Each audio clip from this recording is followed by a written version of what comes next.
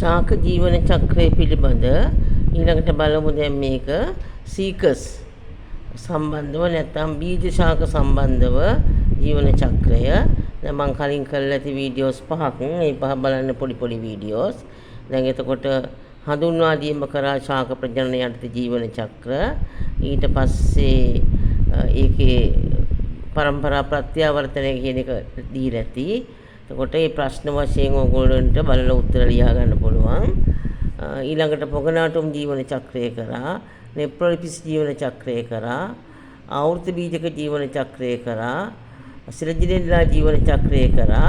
අපි ඊළඟට බලමු සීකස් වල නැත්නම් බීජ ශාක යටතේ විවෘත බීජක ශාක ඒ යටතේ සීකස් තමයි ඔයගොල්ලන්ට ගණය දීලා තියෙන්නේ. ඒතර අපි දන්නවා පෘථිවි ඉතිහාසයේ යෝන නැත්නම් කල්ප 4ක් තියෙනවා.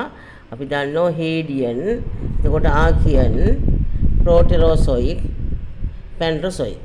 ඒ හතරෙන් ප්‍රෝටෙරෝසොයික් කියන අවධියේ තමයි ප්‍රෝටෙරෝසොයික් යෝනයේ තමයි මෙන්න මේ මොනවද බීජ ශාක ඇති වුණේ. එතකොට මේ යෝනේ ආපහු යුග 3කට බෙදෙනවා. ඒ යුග 3ෙන් අපි දන්නවා පේලියෝසොයික්, මීසොසොයික්, සිනොසොයික් කියලා. අන්නේ පේලියෝසොයික් යුගයේ තමයි මේ බීජ ශාක මොනවද බිහිවීම සිදු වෙලා තියෙන්නේ. ඒ වගේම පේලියොක්ස් යුගය අවසන් වෙනකොට මේක විවිධාංගීකරණය වෙලා ඔය ප්‍රෝටෙරෝසොයික් යෝනේ පේලියෝසොයික් යුගයට පස්සේ ආපු, ඒ කියන්නේ මේ කාබොනිපරස් අවධිය පේලියෝසොයික් යුගයේ අවධියක් මිලියන 300කට පමණ ආසන්න කාලයේ. ඊට පස්සේ 270ක් විතර වෙනකොට විවිධාංගීකරණය වෙලා මේ ප්‍රෝටෙරෝසොයික් යෝනේම මොනවද තිබුණා මීසොසොයික් යුගය කියලා අවධියක්. ඒකේ තිබුණා ජුරසික් අවධිය. දැන් ඔය ජුරසික් පාක් කියන ප්‍රබන්ධ කතාවක් තියෙන්නේ ඒ ඇසුරෙන්. වසර මිලියන 250කට විතර ආසන්න කාලයේදී මේ බීජ ශාක වලින් මේ විවෘත බීජක ශාක ප්‍රමුඛ වෙලා තියෙනවා. ඒතකොට ප්‍රමුඛ වෙලා තියෙන්නේ සම්භවය වෙලා තියෙන්නේ විවිධාංගීකරණය වෙලා තියෙන්නේ එකම කල්පය ප්‍රෝටෙරෝසොයික් යෝනය. එතකොට පේලියෝසොයික් යුගයේ තමයි බිහිවීම සහ විවිධාංගීකරණය. ඒ වගේම මොනවද ප්‍රමුඛ වීම. එතකොට ඒකේ යුගවලදී තමයි කාබොනිපරස් අවධිය මිලියන 300ක විතර කාලයේදී පේලියෝසොයික්මයි. එතකොට යුගය බිහිවීම සහ විවිධාංගීකරණය මීසොසොයික් යුගයේ තමයි ප්‍රමුඛ වෙලා තියෙන්නේ. එතකොට දැන් මේ තියෙන්නේ සීකස් පූමාංගී හේතුවක්. මෙතන තියෙන්නේ මේ ශාක දෙකම ප්‍රමුඛ ශාකයේ බීජාණු ශාකය ලපටි අවධියේදී ජායාංගී ශාකය පූමාංගී ශාකයයි වින් කරලා අඳුරන්න බෑ, දෙකම එක විදියයි. නමුත් පරිණත වන විට පූමාංගී ශාකයේ බීජාණු ශාකයේ කඳේ අග්‍රේ මෙන්න මේ වගේ හේතුවක් හට ගන්නවා. ජායාංගී ශාකයේ කඳේ අග්‍රේ මේ වලයාකාරව අපි මේකට සංකේතුව කියලා කියනවා. මේ වගේ සංකේතුවක් හට ගන්නවා. මේකට කියන්නේ හේතුව කියලා. එතකොට පුමාංගී හේතුව මේක සංකේතුව හට ගන්නවා ජායාංගී ශාකයේ. එතකොට සංයුක්ත පත්‍රමේ ශාකය කුණ්ඩලාකාර ප්‍රාක් පත්‍රණයේ තියෙනවා. ඝන උච්චර්මයක් තියෙනවා. මේ කටු තියෙනවා. සුෂ්ක රූපී ලක්ෂණ තමයි පෙන්눔 කරන්නේ. මේ කඳේ අග්‍රයේ මේ සුඹුළු වගේ දුඹුරු පාට ඒවයින් මේවා ආවරණය වෙලා තියෙන ලපටි කාලේ. එතකොට පොල් ගහක් වගේ ස්තම්භාකාර කඳක් නමුත් තියෙනවා මුදුන් මුල් පද්ධතියක් තියෙනවා. එතකොට මේකේ මේ පූමාංගී හේතු අපි ගත්තොත් මෙන්න මේ වගේ සුද්ධ බීජාණු පත්‍ර මේ පූමාංගී හේතුවේ මේ වලයාකාරව සර්පිලාකාරව සැකසීලා තියෙනවා. මේකේ මේ එකක් මහා මේ සුද්ධ බීජාණු පත්‍රය ඒවා යටිපැත්තේ බීජාණු දානි සමූහයක් සොරස ලෙස හට ගන්නවා. ඒතර පූමාංගී ජායාංගී සංකේතුවේ තියෙන මෙන්න මේ වගේ මහා බීජාණු පත්‍ර ඒවයි හට ගන්නවා ඩිම්බ කෝෂයකින් ආවරණය වෙලා නැති තෙරණ, ඒ කියන්නේ ඵලයකින් ආවරණය නොවන විවෘත බීජ හට ගන්නවා. විවෘත බීජ මේක ඩිම්බ කෝෂයක් තුල නෙමෙයි තියෙන්නේ. එහෙම ඩිම්බ ආවරණ වලින් වට වෙලා තියෙනවා. ඩිම්බ කෝෂයක් තුල නැත්නම් ඒ මහා බීජාණු පත්‍රයේ ධාරයකට එකතු වෙලා නැහැ. ඒකේ මතු පිට තමයි මේ විවෘත බීජ හටගන්නේ. එතකොට මේ තියෙන්නේ මහා බීජාණු පත්‍රයක් සහ විවෘත බීජ ඩිම්බ. මේ තියෙන්නේ සුද්ධ බීජාණු පත්‍ර. මේ කුඩා පත්‍ර නිකන් තුණ්ඩයක් වගේ තියෙනවා. මේක යටිපැත්තේ සුද්ධ බීජාණුදානි සමූහයක් සොරස ලෙස තියෙනවා. එතකොට අපිට තියෙනවා මේ ජීවන චක්‍රය ගත්තහම ජීවන චක්‍රයේ ප්‍රමුඛ ශාකයේ තිබුණ බීජාණු ශාකය ප්‍රභා සංශ්ලේෂකයි ස්වාධීනයි. ජන්මාණු ශාකය සීනයි. මුළු ජීවිත කාලයේම බීජාණු ශාකයේ මත යැපෙනවා. ප්‍රමුඛ බීජාණු ශාකය මුල් කඳ පත්ව සනාල පටක තියෙනවා. නමුත් වාහිනී සහචර සෛල නැහැ. සෛලම් පටකේ වාහිනීත් ප්‍රෝයම් පටකේ සහචර සෛලත් පෙනීර නල එකකත් නැහැ මේවයි. ඒකට පෙනීර සෛල තියෙන්නේ කඳ අතු බෙදිච්ච නැති ස්තම්භාකාර පොල්ගහ වගේ ශාකයක්. නමුත් කාෂ්ඨීය ශාකයක්. පත්‍ර කිරුලක් ලෙස තියෙනවා. කඳ අග්‍රයේ කිරුලක් ලෙස සංයුක්ත පත්‍ර සුස්ක රූපී අනුවර්තන පෙන්වම් කරනවා. ලපටි පත්‍ර කුණ්ඩලාකාර ප්‍රාග්පත්‍රණේ පෙන්වම් කරනවා.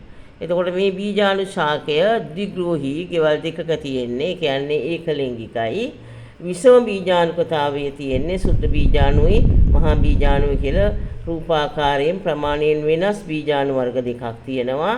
බීජාණු ශාකයට මුදුන් මූල පද්ධතියක් තියෙනවා. ද්විතීක වර්ධනයක් පෙන්වම් කරනවා. මහා බීජාණු නිපදවන බීජාණු ශාකය ජායා බීජාණු ශාකය, සුද්ධ බීජාණු නිපදවන ශාකය, සුද්ධ බීජාණු ශාකය මේව ද්විගුණයි ප්‍රමුඛ අවධිය. පන්නත ජායා ශාකයේ අග්‍රස්තේ කිරුලක් පරින්දෙන් කිරුලක් ලෙස සංකේතුවක් වගේ කිරුල තමයි වඩා නිවැරදි. මහා බීජාණු පත්‍ර හටගනී.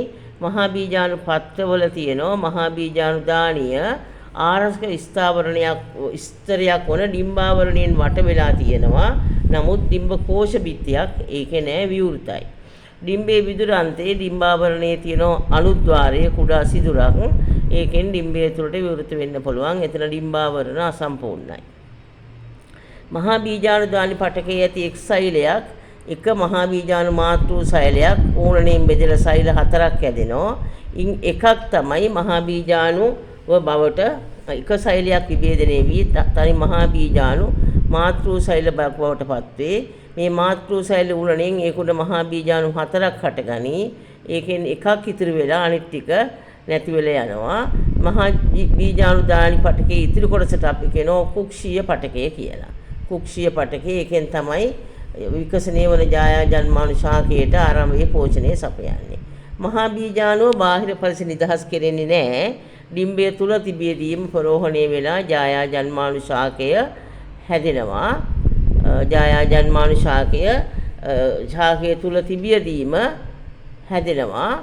එතකොට මේ තියෙන ජායා ජන්මාණු ශාකය මහා බීජාණුව බාහිර පරිසර නිදහස් නොකරේ ඩිම්බය තුල හැදෙමින් ජායා ජන්මාණු ශාකය එක ගුණ විකසනය වේ. පන්නත ඩිම්බය තුල ජායා ජන්මාණු ශාකය අඩංගු වේ. ඩිම්බය තුල තියෙනවා එතකොට ජායා ජන්මාණු ශාකය. ජායා ජන්මාණු ශාකයේ තියෙනවා මතු පිට පෘෂ්ඨයේ අණ්ඩාණු දානි කීපයක්. එක් අණ්ඩාණු දානි තුල තියෙනවා තනි අණ්ඩයක් තියෙනවා. පන්නත පුන් ශාකය මේ අණ්ඩාණු දානි ඊට ඉහළින් තියෙන අණ්ඩාණු දානි කුටීරයකට විවෘතව පවතිනවා. අණ්ඩාණු දානි කුටීරයට ඉහයින් ඩිම්බය අපි දික්කඩක් ගත්තොත් පරාග තියාගන්න පරාග කුටීරයකුත් තියෙනවා අපි බලමු. පන්නත පුන් ශාකයේ පුමාංගී කේතුවක් නිපදවනවා. ඒවා සුද්ධ බීජාණු පට්ට වලින් සමන්විතයි. සුද්ධ බීජාණු පට්ටවල යටිපැත්තේ තියෙනවා සුද්ධ බීජාණු දානි. ඒවා රාශියක් තියෙනවා. අපි ඒවට කියනවා සොරසක් කියලා. සුද්ධ බීජාණු මාතෘ සෛල දිගුණයි. ඌණණයෙන් සුද්ධ බීජාණු රාශියක් ඇති කරනවා. අතර මහා බීජාණු එකයි ඇති කරන්නේ. 4ක් ඇති වුණාට 3ක් නැති වෙනවා. ඒවා බීජාණු දානිය තුල තිබියදීම පරාග කණිකා බවට විකසනය වෙනවා. ඒවා සුළඟින් ව්‍යාප්ත වෙනවා. මේක පන්නත ඩිම්බයක අනුද්වාරයේ මත ඇලිලා තැම්පත් වෙනවා. ඩිම්බේ පරාග කුටීරයේ තියෙනවා. ඒ පරාග කුටීරයට මේ අනුද්වාරය තුලින් මේ ප්‍රෝහණය වෙන පරාග නැත්නම් ස්පුන් ජන්මාණු ශාකය නැත්නම් සුද්ධ බීජාණු තුල තියෙන ජන්මාණු ශාක වැටෙනවා. පරාග කුටීරය තුලදී පරාග කණිකා පුංජන්මාණු ශාකයේ බවට විකසනය වේ. එතකොට හොඳින් මේ පුංජන්මාණු ශාකයේ විකසනය වෙන්නේ පරාග කුටීරය තුලදී. ඒක ගුණයි. පුංජන්මාණු ශාකයේ බෙදුණු පරාගනාලයක් බෙදිච්ච පරාගනාලයක් තියෙන්නේ. ආවෘත බීජක ශාකවල පරාගනාලය බෙදිලා නැහැ. ශාකණය වෙලා තියෙනවා විවෘත බීජක ශාකවල පරාගනාලය. එමගින් කුක්ෂීය පෝෂක අවශෝෂණය කරගනි. පුංජන්මාණු ශාකයේ කාලය ජීවන කාලය කෙටි. ඒකෙන් නිපදවනවා විශාල කශිකාදර නැත්නම් පක්ෂමදර ශුක්‍රාණු දෙකක්. එතකොට බඹර හැඩති ශුක්‍රාණු දෙකක්. පරාගනාලයේ කෙරවල පිපිරීමෙන් මේ ඩිම්බයේ අනුද්වාර කුටීරයට මේ ශුක්‍රාණු ඇතුල් වෙනවා. පරාගනාලයේ කෙරවල පිපිරීමෙන් ඩිම්බයේ අණ්ඩාණුදානි කුටීරයට ශුක්‍රාණු නිදහස් කරයි. ශුක්‍රාණු ජලීය මාධ්‍ය තුලින් ඩිම්බය තුල අණ්ඩය වෙතට ගිහිල්ලා දිගුණ යුක්තාණුව හැදෙනවා. යුක්තාණුව කලලයේ බවට විකසනය වෙනවා. ඉතිරි ජායා ජන්මාණු ශාක පටක වලින් ඒක ගුණ භ්‍රූණ පෝෂයක් හදනවා. බීජ පරෝහණයේදී විකසනය වන කලලයට මේ ජන්මාණු ශාක පටක වලින් පෝෂණය දෙනවා. එහෙනම් ආරම්භයේදී ද්විගුණ බීජාණු ශාක පටක වලට පෝෂණය සපයන්නේ මේ ඒක ගුණ භ්‍රූණ පෝෂයෙන්. එතකොට දැන් මේක ඇතුලේ දැන් අර බීජාණුවක ඇතුලේ කලලයක් නැහැ. මේකේ තියෙනවා ද්විගුණ කලලයක්. පෝෂණය සපයන සංචිත ආහාර භ්‍රූණ පෝෂයේ තියෙනවා. මේ වන විට ඩිම්බාවරණ බීජාවරණ බවට පත් වෙලා මේ ඩිම්බය සංසේච ඩිම්බය බීජයක් බවට පත් වෙනවා. මේ බීජය ව්‍යාප්ති ඒකකයේ වෙනෝ සීකස් වල සංචිත ආහාර අඩංගු වෙනෝ බීජාවරණයකින් වට වෙලා තියෙනවා. එතකොට හිතකර පරිසර තිබුණාම මේ බීජය බොහෝ වෙලාවට සත්තු අරගෙන යන්නේ ඒව ප්‍රෝහණය වෙලා හැදෙනවා අලුත් බීජාණු ශාකයක්. එතකොට මෙන්න මේ තියෙන්නේ ඩිම්බය. මේ බලන්න ඩිම්බය දික්කඩක් තියෙන්නේ පරිණත ඩිම්බය. මේ වටේ තියෙන්නේ අවුටර් ලේයර් කියලා තියෙනවා, මිඩල් ලේයර් කියලා තියෙනවා, ඉනර් ලේයර්. ඩිම්බාවරණ තුනක් නෙමෙයි. ඩිම්බාවරණයේ කොටස් මාංශල, තන්තු, මාංශල ස්තර, පිටත මාංශල ස්තරය, ඇතුළත තන්තු ස්තරය, ආයි මැද මාංශල ස්තරය එහෙම තියෙනවා. එක ඩිම්බාවරණයයි තියෙන්නේ. මේ ඩිම්බාවරණ පෑහිලා නැති තැන අනුද්වාරයේ තියෙනවා. මෙතන තියෙනවා මේ අනුද්වාරයේ විවෘත වෙන්නේ පරාග කුටීරයට. ඊට පහළින් තියෙන කුටීරය අණ්ඩාණුදානි කුටීරය. මේ තියෙන්නේ ජායා ජන්මාණු ශාකය. ඒ ජායා ජන්මාණු ශාකයේ තියෙනවා අණ්ඩාණුදානි නැත්නම් ආකිගෝනියම්. මේවයි තියෙනවා අණ්ඩසෛල. ඒව විවෘතයි මේ අණ්ඩාණුදානි කුටීරයේ දෙසට. එතකොට මේ ජායා ජන්මාණු ශාකයේ පටක තමයි පසුව භ්‍රූණ පෝෂය වෙන්නේ. ඒ වටා තියෙන පටක මහා බීජාණුදානි බිත්තියේ පටක තමයි කුක්ෂියේ පටකයේ වෙන්නේ. දැන් එතකොට මේක සංසේචනය වුණාට පස්සේ මේකට පරිණත ඩිම්බය කියලා කියනවා. එතකොට මෙන්න මෙතන තමයි ප්‍රෝහණය වෙන්නේ. මම මේ ප්‍රෝහණය වෙන පින්තූරයක් දාන්නම් පස්සේ. එතකොට මෙන්න මේ මගේ දැන් ගහේ මේ තියෙනවා මේ විවෘත ඩිම්බ. මේවයි දැන් තියෙන්නේ අතරම බීජ වෙලා මේවා. සුදුසු තැනක මේකේ තියෙනවා කලලයක්. බීජයයි බීජාණුවේ වෙනස.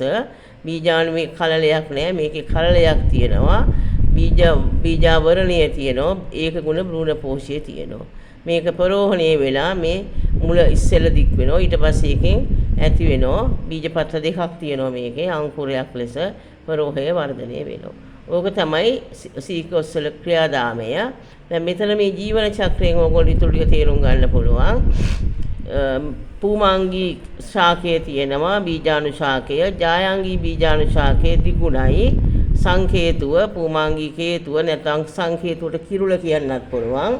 පූමාංගී කේතුවේ තියෙන සුද්ධ බීජාණුපත්‍ර, කිරුළේ තියෙන සංකේතුවේ ජායාංගී සංකේතුවේ තියෙන මහා බීජාණුපත්‍ර. මේවා දිගුණයි.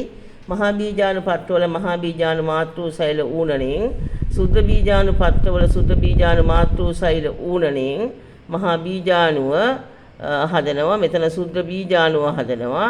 ඒවා පුඤ්ජන්මාණු ශාක බවට හා ජායා ජන්මාණු ශාක බවට විකසනය වෙනවා. ඒ වයින් ශුක්‍රාණු හා අණ්ඩසෛලය ඇති වෙනවා. සංසේචනය වෙනවා. ද්විගුණ පරම්පරාව නැවත ආරම්භ වෙනවා. මේ ටික ඒක ගුණ පරම්පරාව.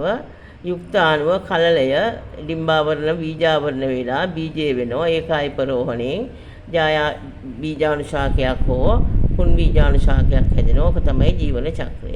එතකොට ওই ජීවන චක්‍රය බලන්න ඕගොල්ලෝ. මේ ජීවන චක්‍රය මෙතන ওই මෙතනින් පටන් ගන්න පූමාංගී ශාකයයි ජායාංගී බීජාණු ශාකයයි දිගුණයි. පූමාංගී කේතුව ජායාංගී කිරුළ සංකේතුව පූමාංගී කේ සුද්ධ බීජාණුපත්‍ර මහා බීජාණුපත්‍ර මහා බීජාණුපත්‍ර වල මහා බීජාණු දානි වල මාතෘ සෛල සුද්ධ බීජාණුපත්‍ර වල සුද්ධ බීජාණු දානි වල සුද්ධ බීජාණු මාතෘ සෛල ඌණණය මහා බීජාණු මහා සුද්ධ බීජාණුව ඒවා ප්‍රෝහණයෙන්. එතකොට විෂම බීජාණුකතාවයක් තියෙන්නේ. ජායා ජන්මාණු ශාකයේ පුඤ්ජන්මාණු ශාකයේ අණ්ඩසෛලය ශුක්‍රාණුව සංසේචනයේ යුක්තාණුව කලලය බීජය. ඕක තමයි ජීවන චක්‍රයේ තියෙන්නේ. එතකොට ඕගොල්ලන්ට ඕක හොඳට පුළුවන් වෙන්න ඕන. මේ වගේ එක රූප සටහනකට අරගෙන පස්සේ ඔයගොල්ලෝ ලොකු කරලා මේක ඔයගොල්ලෝ පාඩම් කරන තැන තියාගන්න.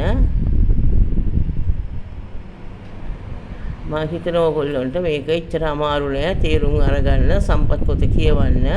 එතකොට ඕන ජීවන චක්‍රයක් එකකට ඒකලා සෝදානම් වීලා ගෙසින් කියලා නෙමෙයි ඕනම පැත්තකින් ශාකයේ වැඩිපුරම ශාකයේ වර්ධනයේ විකසනයත් ජීවන චක්‍රත් ටික තමයි වැඩිපුරම අහන්නේ. එතකොට මේ වගේ එකක් දුන්නොත් ඔයගොල්ලන්ට ලියා ගන්න දැන් පුළුවන් වෙනවා. මම හිතනවා ඔයගොල්ලන්ට තේරෙන්නේ නැති කියලා දැන්.